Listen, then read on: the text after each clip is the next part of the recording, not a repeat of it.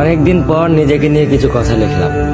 ধ্বংসের দিকে তাকিয়ে মুচকি হাসি দেওয়া অদ্ভুত মানুষ আমি। হয়তো আমি পাগল, হয়তো অনুভূতির ভিতরে কোন এক গভীর অতল দুঃখ বাসা বেঁধেছে।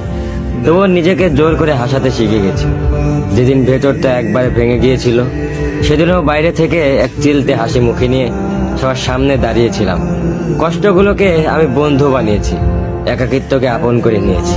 মানুষ ভাবে আমি হয়তো সুখী, শক্ত, নির্লিপ্ত, কিন্তু তারা জানে না প্রতি রাত আমার এক একটা লড়াই। নিজেকে নিজেই বুঝিয়ে রাখি তুই ভালো আছিস, অথচ আমি জানি আমি ভালো নেই। ভেঙে যাচ্ছে প্রতিদিন একটু একটু করে, আর এই ধ্বংস হওয়াটাকে যেন ভালোবেসে ফেলেছি।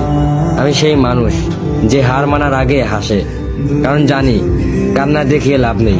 পৃথিবী শুধু শক্তদের মনে রাখে, দুর্বলদের নয়। তাই আমি অদ্ভুত, আমি অনুভূতির আগুনে পুড়ে যাওয়া নীরব যোদ্ধা। আমার জীবন কোনো সুখের গল্প নয়, এটা নিঃশব্দ বিপ্লব, যেখানে হাসির আড়ালে লুকানো থাকে হাজারো না বলা কথা, ভাঙা স্বপ্ন, হারিয়ে যাওয়া আমি।